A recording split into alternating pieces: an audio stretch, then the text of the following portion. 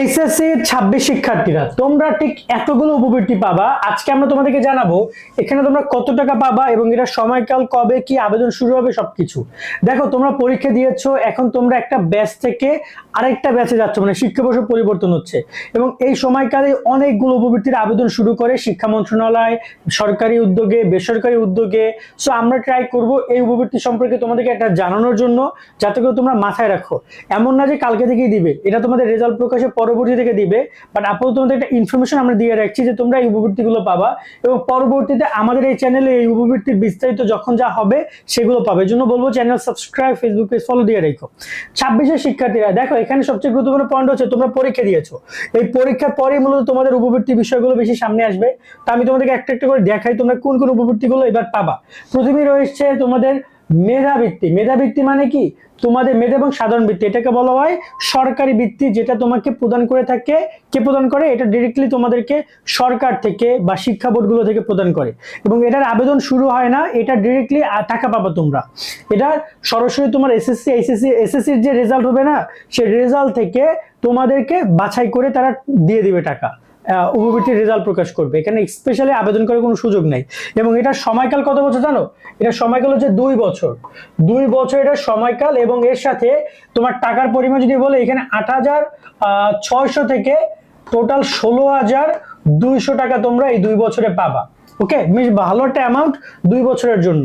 এই টাকাটা তোমাদেরকে প্রদান করবে মেধাবৃত্তি এবং সাধারণ ভিত্তিতে।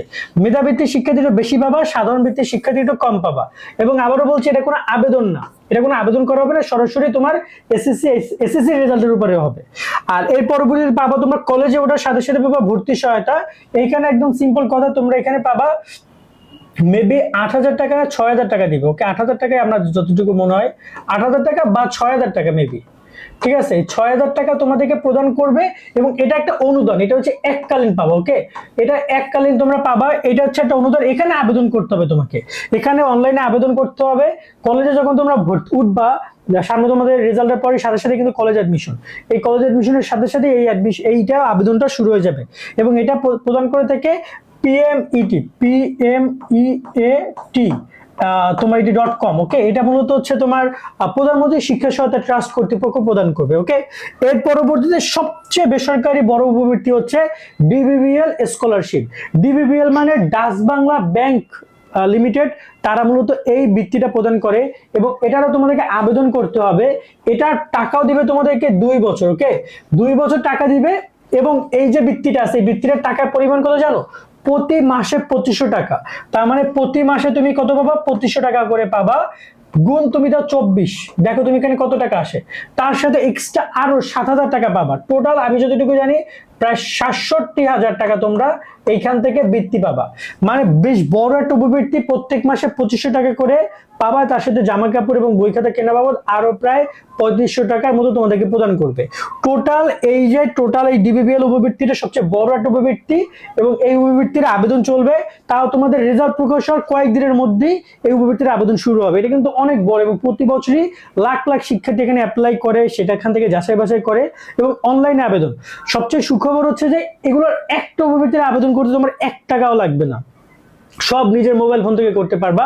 আর ডকুমেন্ট প্রিন্ট করতে অথবা কোনো ছবি টবি তুলতে, এগুলো যে খরচ এটা তো জানো, বাট নর্মাল থাকে না যে সরকারি ফি দিতে হয় 10 টাকা, 50 টাকা, 100 টাকা, অনেকে চায়। আবার এগুলো কোনো সময় লাগে না, নিজের মোবাইল ফোন থেকে করতে পারবা। রয়েছে চিকিৎসা অনুদান, এটা কিন্তু তোমাদেরকে অল টাইম প্রদান করে। এটার অ্যামাউন্ট হচ্ছে তোমাদেরকে 10,000 টাকা থেকে 50,000 টাকা পর্যন্ত এই চিকিৎসা অনুদান। এটা হচ্ছে এককালীন একটা অ্যামাউন্ট প্রদান করে তোমাদেরকে, যারা কিনা বিভিন্ন অসুস্থ দুর্ঘটনায় আক্রান্ত তারা এটা পাবা, তোমরাও পাবে, সবাই পাবে। যদি কোনো চিকিৎসা হয়, দুর্ঘটনা আহত হও তুমি, তাহলে আমাদেরকে চিকিৎসা অনুদান শুভশ্রী লিখে সার্চ করো, হিউজ ভিডিও ইউটিউবে পাবা, আমাদের বেশ কয়েকটা ভিডিও আপলোড করা আছে। এটা সারা বছর চলে, এটা তোমার এখনো চলছে এটা। তোমরা পাবা সমন্বিত উপবৃত্তি, তোমরা কলেজে ওঠার একাদশ ওঠার সাথে সাথে সমন্বিত উপবৃত্তি পাবা। এই সমন্বিত উপবৃত্তির অ্যামাউন্ট হচ্ছে মেবি, আমি যতটুকু জানি এটা কিন্তু উপবৃত্তি, এটা পাবা 2 বছর, এটাও তুমি 2 বছরে পাবা।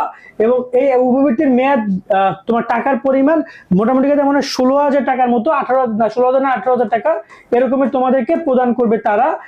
যেটা হচ্ছে যে প্লাস মাইনাস, ওকে, প্লাস মাইনাস এই টাকাটা প্রদান করবে 2 বছরে। এবং এই সমন্বিত উপবৃত্তি হাজার হাজার শিক্ষার্থী আবেদন করে টাকা পায়, প্রতি বছরই 6 মাস পর পর 7,000 8,000 টাকা করে ওদেরকে দিয়ে দেয় তারা। 6 মাস অন্তর 4,000 5,000 টাকা করে একাদশে দ্বাদশে 2 বছর তুমি টাকা পাবা। তো এইগুলোর উপবৃত্তির অবশ্যই আবেদন করবা। ইসলামী ব্যাংক, শাহজালাল এবং সংখ্যালঘু উপবৃত্তি, সংখ্যালঘু উপবৃত্তি এটাও তোমাদেরকে প্রদান করা হবে, এবং এটাও তো প্রায় তোমার যদি বলে 2 বছর টাকা পাবা। এবং এই যে সংখ্যালঘু উপবৃত্তি হিন্দু, বৌদ্ধ, খ্রিস্টান এবং মুসলমান ধর্মের যারা প্রতিবন্ধী তাদের সংখ্যালঘু উপবৃত্তি দিবে। আর বাকি যে উপবৃত্তি 3টা রয়েছে এই দুইটার ব্যাপারে এখনো ইনফরমেশন আমরা জানি না, যার কারণে বলছি না, বাট এগুলো উপবৃত্তি দেয় ইসলামী ব্যাংক এবং শাহজালাল ইসলামী ব্যাংক, এরা উপবৃত্তি দেয়। সো ওভারঅল এই উপবৃত্তিগুলো তোমরা পাবা। সো আমার মনে হয় যে তোমাদের সবার উচিত এই বিষয় সম্পর্কে যখন যে আপডেট আসে জানা, আমরা তোমাদেরকে ট্রাই করবো এগুলো জানানোর। ওকে, তো আজকের মতো ভিডিও এখানে শেষ করছি। সকলে অনেক অনেক ভালো থাকো। তোমরা কোন উপবৃত্তির আপডেটগুলো নেক্সট আরো পেতে চাও সেগুলো আমাদেরকে কমেন্টের মাধ্যমে জানাবা। আল্লাহ হাফেজ।